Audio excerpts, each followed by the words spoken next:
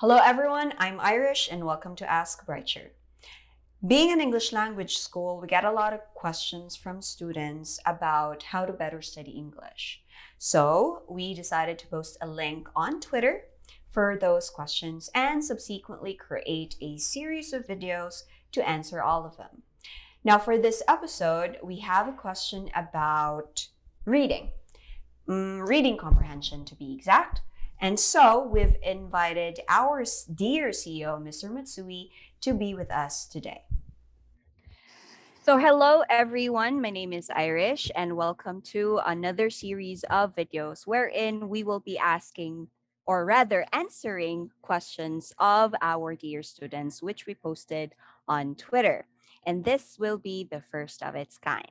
So with me or with us, we're joined by our dear CEO, Mr. Matsui. Hello, sir. Good morning or good day. Hi. Yeah, it's about 6 p.m. over here. All right. How are you doing today? I'm doing good. Really Great. good. How about yourself? Doing great. Excited for this first episode, actually. Okay, so let's get started. I have here the first question. Right. Of course, it's in Japanese, but I'm going to read the English translation, and here it goes like this. I have a question. My reading comprehension doesn't improve. Do you have any tips? My reading skill is extremely poor compared to the other skills. However, it is generally considered that Japanese people's reading skill is good, so it is hard to find a way or a good way of studying. She also added a note. I've read about 30 books of the Hua series and 3 to 4 books with more than 300 pages last year. I've been reading a book for adults or kids each month this year. The number of words is around 100,000. Okay, wow. She reads good. A lot of books. Yeah, that's pretty good. Okay, so first of all, I mean, this is impressive. I'm sure he or she's working, and on top of it, and she's reading all these books in English, which isn't her native tongue. And then I'm sure this person is also reading like news articles in Japanese or English, what have you, blogs and all that. So that's a lot of reading. And then to push yourself to read 30 plus books in English, that's just impressive, really. Yeah. I don't know how she does it. Yeah, she should be proud. She should be. I mean, I myself couldn't push myself to do that. Like imagine like after work, I'm like, that's tiring. Yeah, I'd be like playing games on my phone and that's it. True. Yeah. So this person is very, very diligent. Yep. I agree. All right. So reading tips. So first off, I want to say that, he mentioned that the reading is considered to be like the like one of the proficient skill amongst the Japanese English learners, something along that line, compared with other skills, that is. But I don't think it's true at all. Oh. Like we can read textbooks because books are sort of sanitized. There's never a wrong grammar. You always are thrown with words that you're supposed to learn in that particular chapter or something. It's really boring, but clean, right? So we're talking about school textbooks, right? Yeah, right. So those, you can read. Most of the Japanese people can read a lot of that. But when it comes to like stories, novels, and news articles, most of the people just can't read. Not at all. So that she's got wrong perception about this, I think.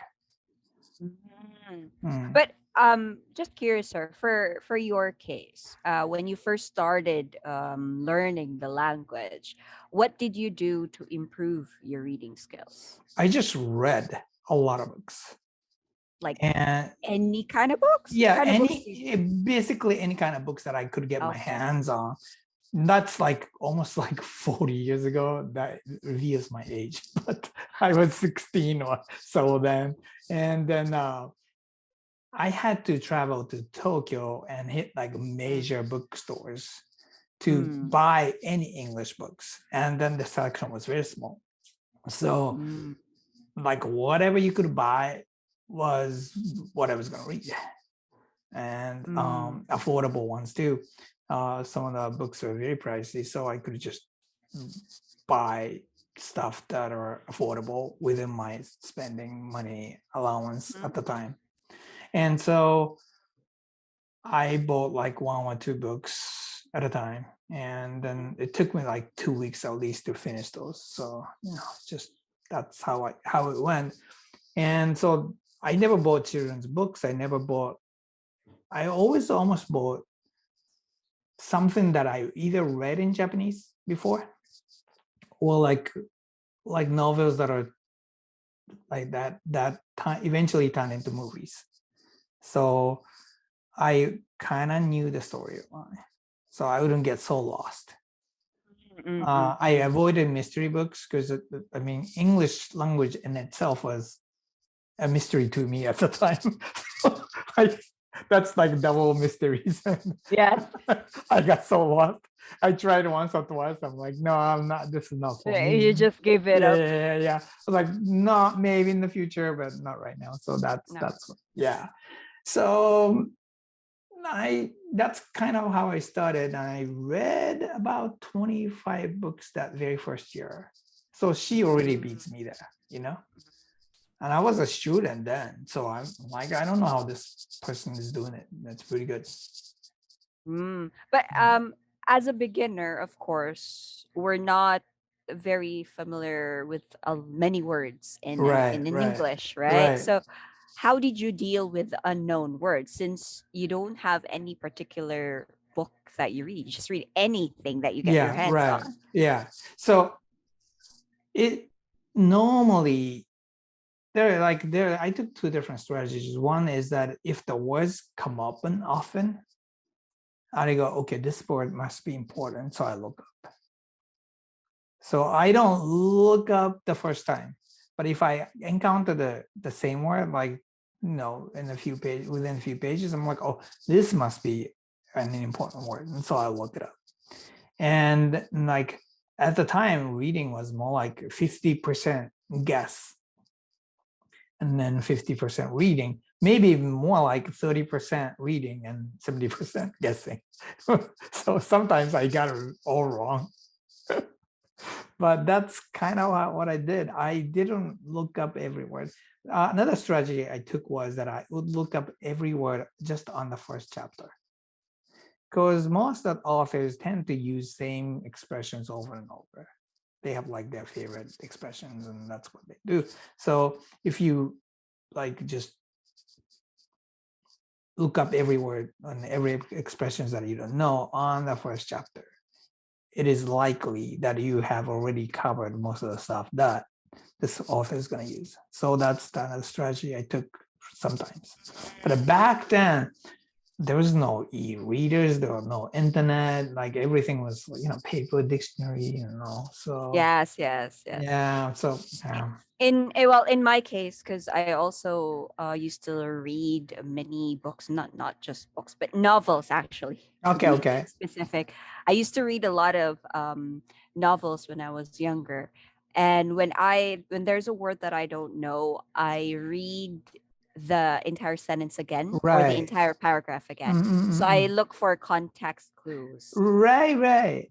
And most of the time it works for me. Yeah. But sometimes when I don't get it, I either highlight the word or I write it down on anything, a notebook or a paper. Okay. And then just look it up later. I see. So not at the time of reading, but later. No, because when you're so engrossed with the book you're reading, you don't want to leave it, right? Yeah, true. You just wanna, you just want to continue reading, whether if you understand it fully or not. So that's what I did. I just wrote it down, and then when sometimes when I finish reading the book, I look up the word.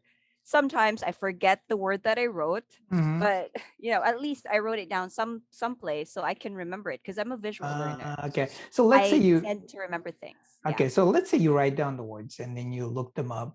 What did you do with the words? Like, did you actually try to use them, or what would you do? Yes. I actually try to use those words Okay.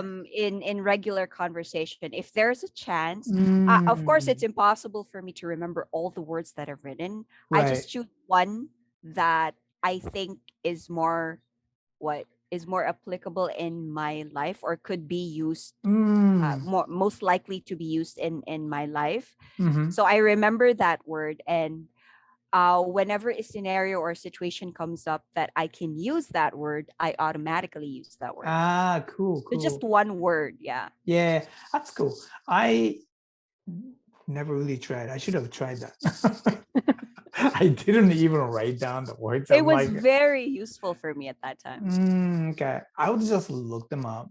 And because I was still a teen, my brain power is a lot higher than so very often I was able to memorize the words right then and then.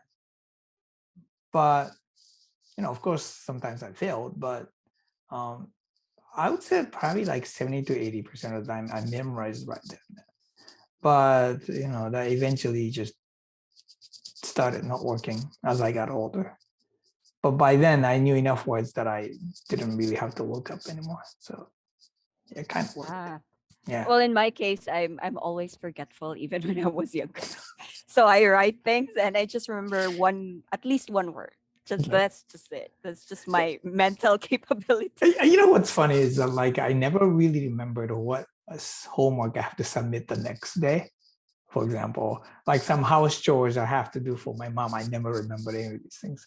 But somehow those words that I looked up, I remembered most of them. It's very, very weird to come to think of Which it. is exactly the opposite of me. Okay. Okay. I remember the chores. I don't remember Okay. the words I looked up. Okay. So I still don't different remember. perspective. I don't still remember any of the chores I'm supposed to do. Well, Okay. anyways, about books. Is there? Well, this what's this? This student, she reads like a ton of books in a year, right? Mhm. So for you, sir, how many books would you advise this student to read per month? I mean, like as many as she feels comfortable with, right? Because you don't Mm, want to push yourself too hard and burn yourself down. That true. happens, right? Because you get burned out. And there are times I try to read a lot of books, but you cannot read only so much, right? And then after that, it becomes a job. It's not hobby anymore when you try too hard. And like when I was right after I graduated college, I decided to like read something like 50 English books a year or something like that. And then, but I got full-time job. Like, so how am I supposed to do that, really? And that became a job. Like it's like, oh God, I have to read. I haven't read today, that kind of stuff. And after like a year, I was like, oh, screw this, and I stopped. And so I would say like keep the pace that you feel comfortable with. Not too hard, not too easy. And another thing Mm. is don't stop. If you stop, it's much harder to restart. Like dieting, for example, you stop, it's so hard to restart. Guilty. So don't stop. That's what I would say. Yeah. Rather than like shooting for a particular quantity. Yeah. It's What advice would you give? well, basically the same as you, sir, because I think I already mentioned it a while ago. I'm the complete opposite of you, sir. I don't read books as a task, or I don't read books because I want to learn English. I read books because I love it. It's Yeah. part of my interests. Right. So if for me, I tend when I do things that I love, I unconsciously retain or remember or learn the Mm, language. If mm-mm, if I think of it more as a task, it's gonna be more difficult for me to remember the mm-mm, words. mm-mm, So it's better if for this student, just a tip, enjoy the process. Make sure that you love what you're doing. Don't think of it as a task that you need to do this, you need to finish this. mm. Just like what Mr. Matsui said, do what makes you comfortable. Yeah. Do it at your own pace. Right. And then read the stuff that you enjoy, because True. like you can't read something that are not interesting to you, right? Because, for example, I'm not interested in cooking at all. Zero. Probably more like minus. So I'm not gonna read. Negative. It's just not gonna happen, right? And I just will not read them. I can't even picture myself or like botany or something. I just can't picture myself reading that. I have zero interest, right? So, but like for me, when I was younger, I used to read science fictions because that was something I really liked. And in fact, I read a ton of that. And other stuff I read is like I was very athletic at the time, not anymore, but at the time I was. So like how to train particular skills or like conditioning yourself and stuff like that. I read a lot of stuff. Yeah. So but then like romantic stuff, I never ever. I maybe 2 books in my life in English, maybe something like that. What did All you right, read? so I read fantasy books. Again, the Okay. opposite of you. Fantasy books, romance novels, Mm, cookbooks, okay. everything that you didn't read, I read it. Okay. It's like only times I read cookbooks was like my wife wanted to read them and she needed help, and then she was like, "What does it say?" And I had to read. So yeah. but that's kind of it. All right, sir. Well, as a bookworm, because of I believe you've read thousands or millions of books in your lifetime already. Mhm. Any specific books or author that you'd like to suggest for this student? I don't particularly like. Yeah, sure. I like well, for example, I liked Isaac Asimov. I liked Arthur C. Clarke. Let's see who else. Uh, Malcolm Gladwell is another one that I really like right now. In fact, I donated many of my personal books to Brighture just so that you guys or the students can read. Those are the like 3 authors I like. I have other authors that I like, but I think the key is to find the author that you like. True. Yeah, because like everybody's different, right? Yeah. Right. You and I are very different. You read books that I would never hit. Right. So I'm sure you have authors that you really like. Right. So Yeah. yeah. And so I think you should start reading whatever. And then once you encounter those that are good, maybe you should stick to that person for a while. And yeah. Well, who would you recommend? For me, since I love romantic romance novels, I would recommend Danielle Steele. I love her books. I actually have, Okay. I think, 10 of her books Okay. somewhere. So I love her. I love her writing style. I love her stories. So yeah, because like you said, so every person is different. Every author has their own style, writing Yeah, style as right. well. So you have to find really. Yeah, some authors come in a lot easier than others, Yeah. because their writing style somehow matches yours, and you grow fond of the person, and so that's what you need to find. And then at that point, I think reading would become much more interesting than it has been. So maybe this student is ready to take on some new stuff and start finding somebody that he or she's gonna like. Yeah. Aside for books, sir, what other reading material would you recommend the student to read? So it depends what kind of person this person is. Like if this student has studied for TOEIC and stuff like that for many years already, news articles are easy to start because they would probably have enough vocabulary as is. There's no slang and any of these stuff, and they're all structures pretty much the same way, very formal writing. So those are easy to read. Right? Mm-hmm. I don't know if you would find it interesting, but if you do, I would recommend. Like, for example, there's a war in Ukraine right now. So that's a good topic to read. And after reading 4, 5, 6 articles, you will not need dictionary anymore because you would pick up enough words, right? So during first Gulf War, that's like 90s, like 191 or something like that. That shows my age, but I read a lot of articles on that particular topic, and then like I picked up a lot of words regarding what the war and occupation and all that stuff. And then there was a second Gulf War, and then war in Ukraine and all that. And so